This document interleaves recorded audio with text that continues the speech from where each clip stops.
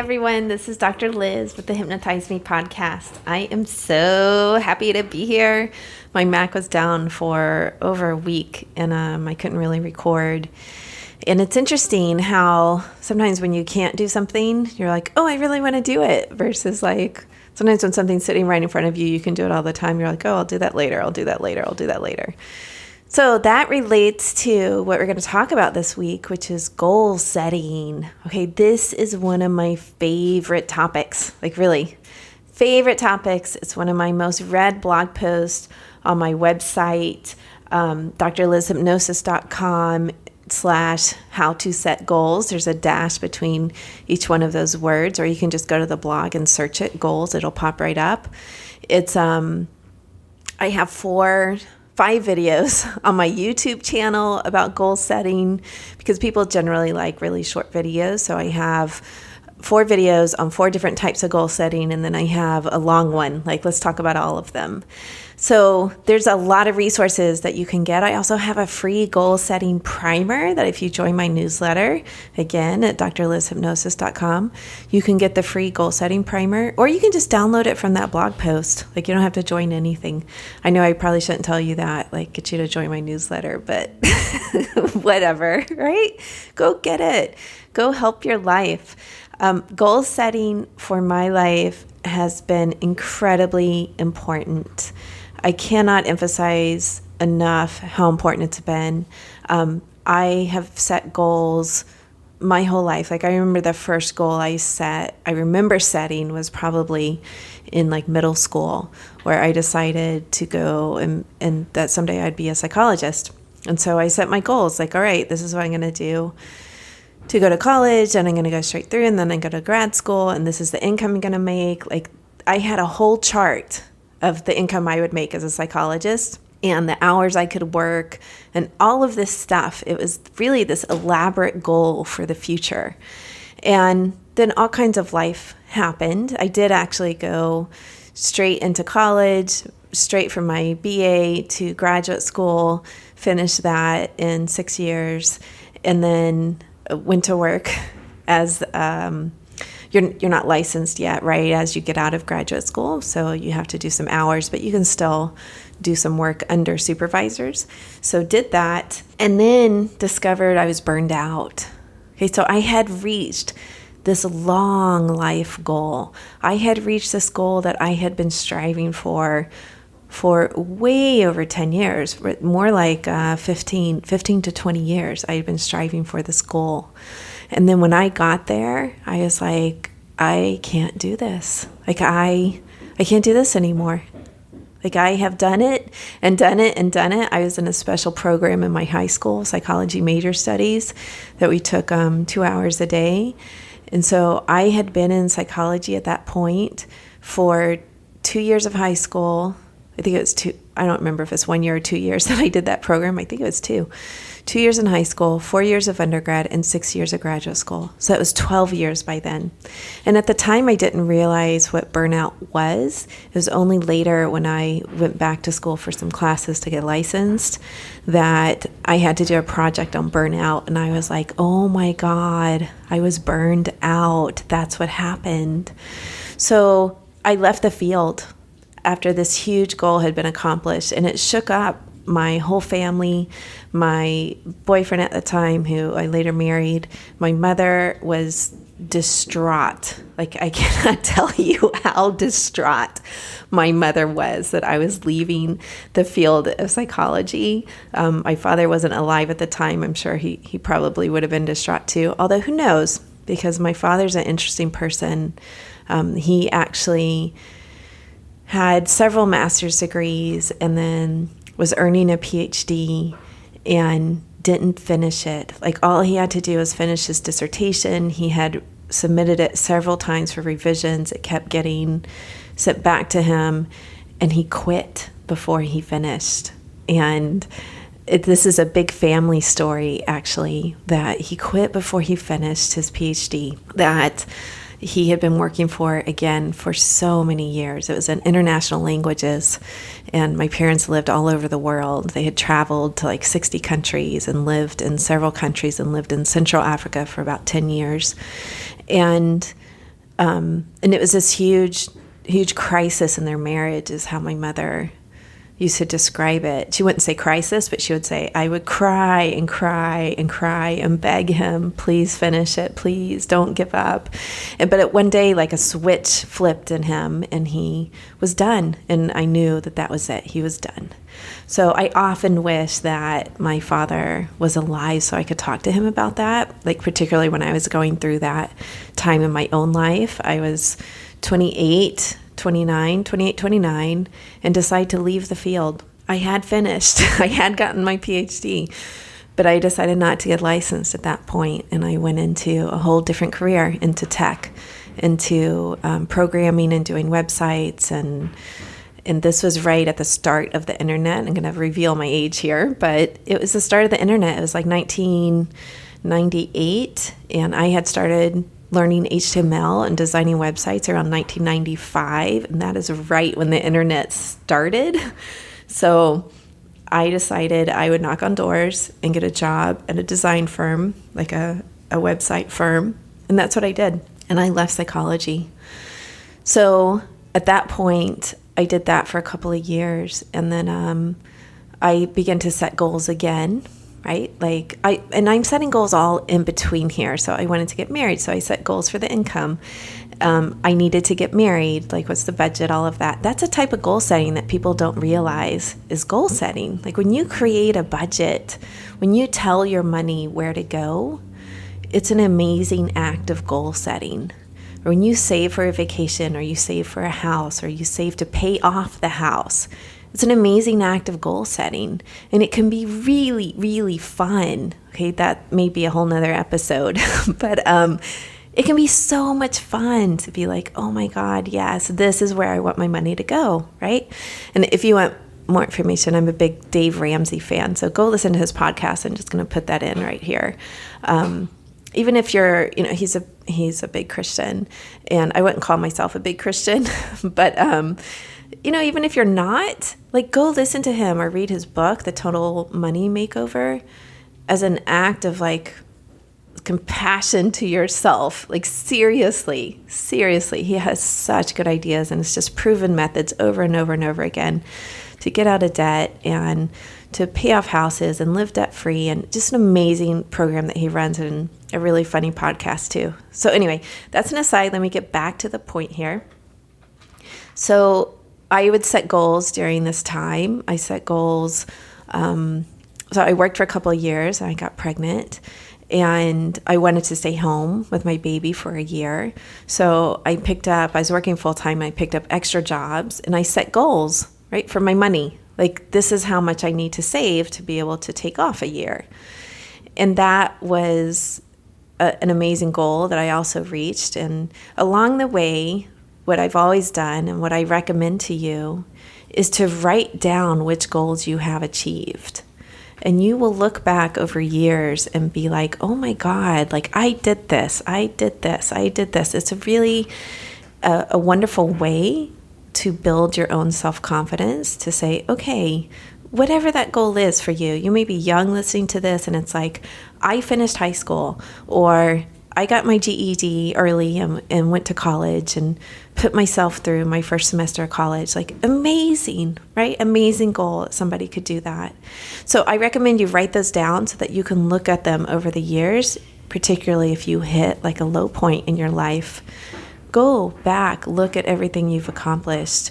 Look at even, again, I have a high schooler, so she does these art challenges. She's an artist, and she'll do a 30-day art challenge or a 90-day art challenge, or they call them, the one she just did is like Inktober, where you draw something.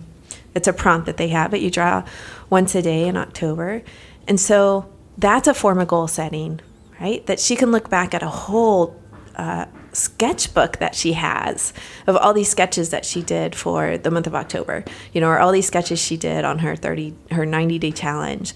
Like, that is a way to look back and be like, yeah, I did this. I moved out of my parents' house, or I bought a house, right? If you're a little bit older, or, I actually made it through college.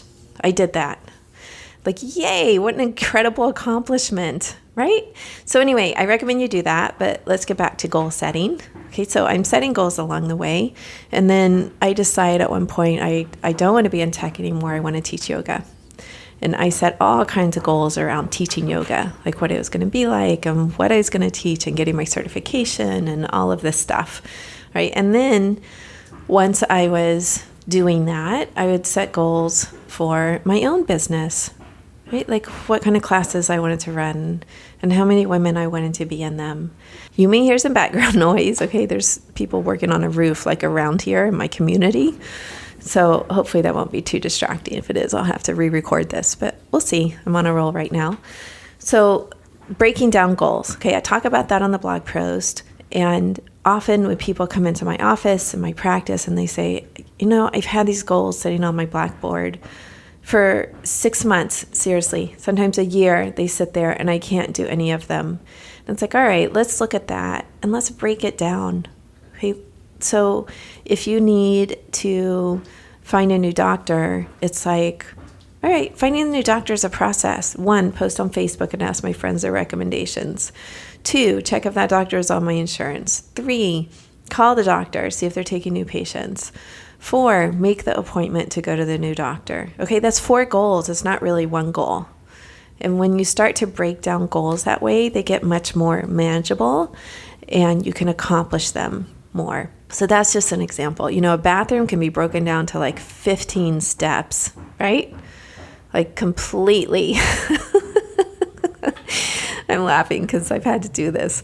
And it's even like the last goal on a bathroom should be finish the last 5%. Okay, nobody ever finishes that last 5%. In fact, I have a friend who's like, a friend of hers said I should start a company called The Last 5% because nobody ever finishes the last 5% of a project, right? Like home improvement project. So that would be on my goal list, like finish that last 5%, right? Whatever that is, like putting in the new towel rack or whatever it is, like finish it, right? Cleaning the floor, I don't know.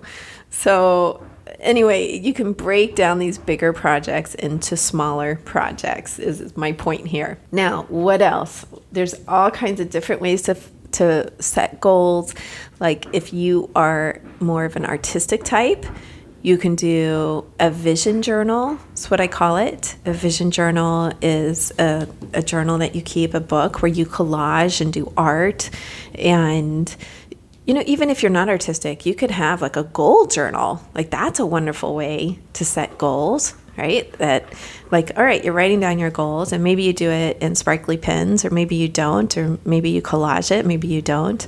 Maybe you do all kinds of doodles around it. Maybe you don't, but write them down in some kind of form, whether that's visual, written, that type of thing, so that those goals are set there. And again, I generally do that, and then I put the book away, so I only look at it every couple of months or so, and occasionally I'll flip back. Occasionally it'll go longer than that. So one year I had set a goal to live in a beautiful house with like a whole wall of doors. That's what I wrote down.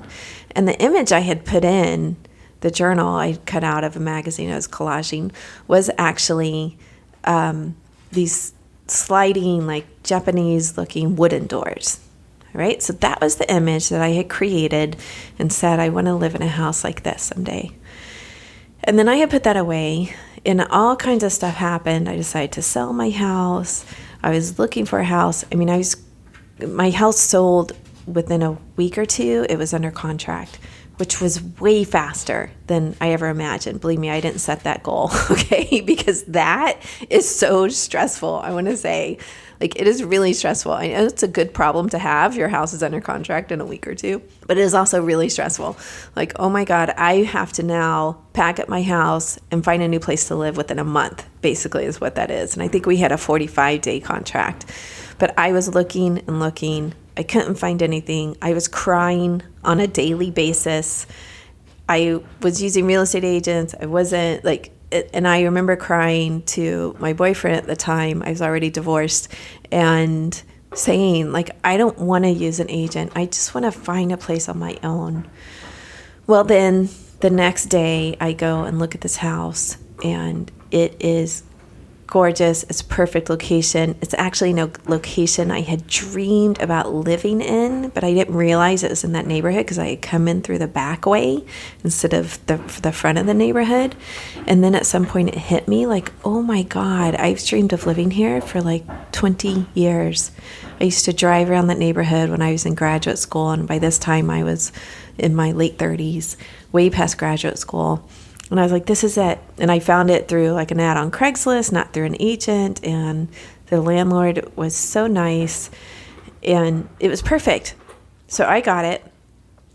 And it had this wall of French doors, like a whole wall of French doors. They were absolutely beautiful.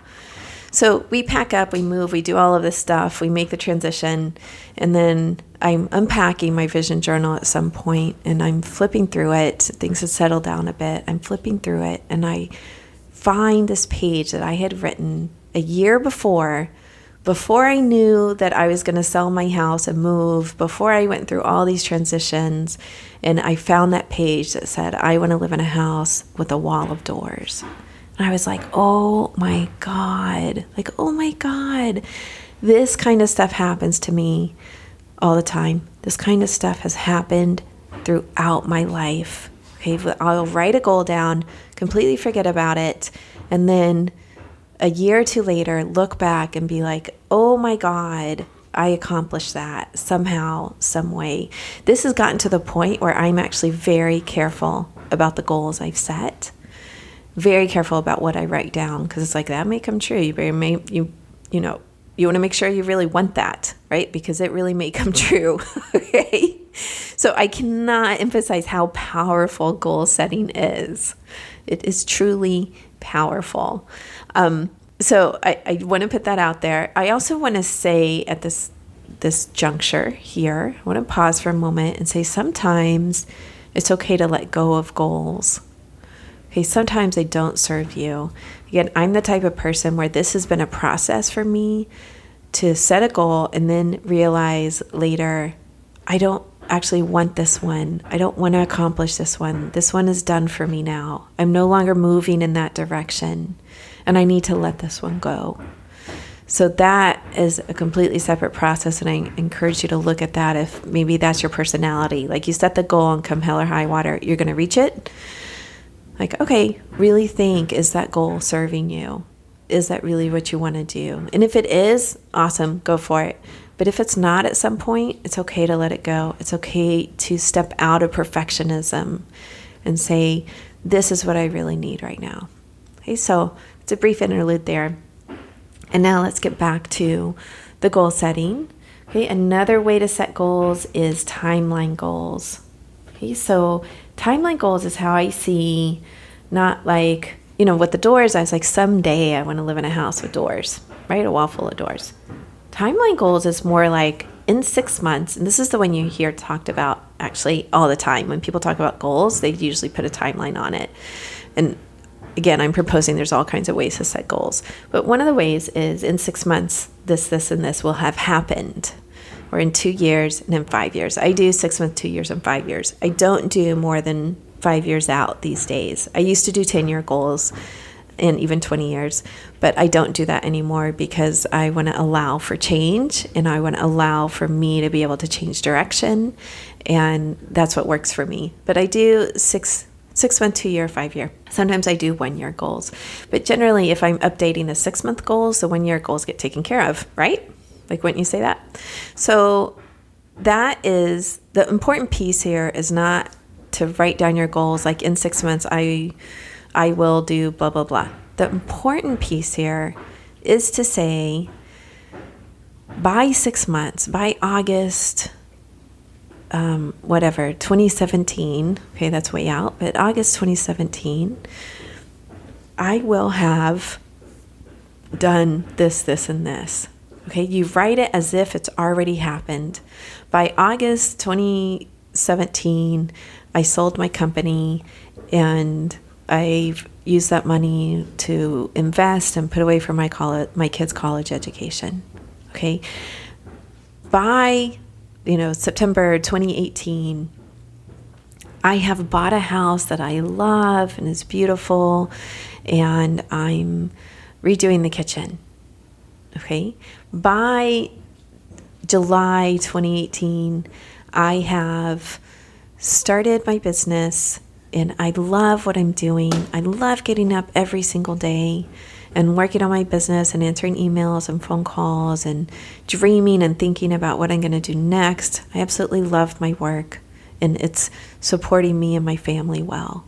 Okay, so do you hear the difference there of saying by 2018, I'm going to have a business and this and this and this, versus by 2018, I already have a business. I love my business. I'm in it. Okay, so in one scenario, you're in it. And in the other scenario, you're planning for it. And I recommend when you're setting goals, you write them as if you're in it. Like it's done. It's already happened. And that switches your mindset a little bit. And it puts your mind, your brain in this state of like, oh, this has happened. So, all I'm doing here is doing everything to make that happen. Because it's already happened. It's sort of shifting your concept of time. It's really interesting. I read this, what book was it? Let me think here for a minute. Oh, The 3 Pillars of Zen. I was reading the 3 Pillars of Zen book. And somewhere in that book, it talks about time and this Buddhist concept of time as within you versus outside of you. Okay, and I know I'm probably butchering this, but it's not a sense of time as linear. It is a sense of time as just present within you, always, right? And I had another friend who, I think it's another Buddhist technique, where she said, in the West, we often think of time as linear, but imagine if time is surrounding you, right? Time as a circle around you. Like, that's hard for me to wrap my brain around sometimes, like, seriously. Okay, like, I am so linear that it's like, what? Like, I have to pause there for a minute and be like, oh my God, okay. I start to think about physics and all of those, like, time warp kind of things, and the cat, Schrodinger's cat, and all of that stuff, right? Where I'm like, oh, I can only grasp that for a moment sometimes before I'm like, okay, back to linear time. But anyway, it's this concept of when you're setting goals of that same type of thing. Like, I've already done this. It's in the past somehow. And to think of it that way, like, it's behind me, and now I'm just living my life with that already happened in some sense, and switching back and forth between that's already happened, I'm working for it, right? It is this concept of switching back and forth. Or I sometimes think of it as side to side. If I imagine myself surrounded by that time bubble, then that goal is side to side, right? It's like here, here, here, here.